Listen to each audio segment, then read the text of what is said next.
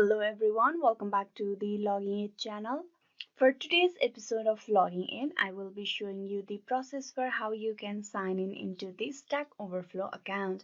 Now to begin the process, first of all open browser on your PC, open a new tab and there you type in www.stackoverflow.com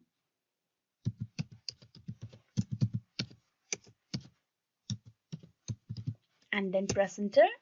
This will direct you to the official web page of Stack Overflow. Now here what you need to do is you need to click on login on the top right corner over here. Click on it.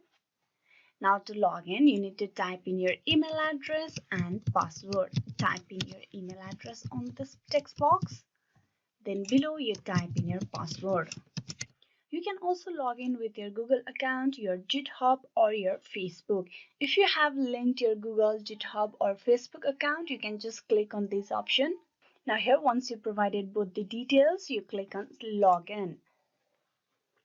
With this you have been logged in into your account very easily. This is how you can easily log in into the Stack Overflow account of yours. Hope this video was useful. Please like and subscribe the Logging In channel and also don't forget to click on bell icon for the notification and updates. Thank you.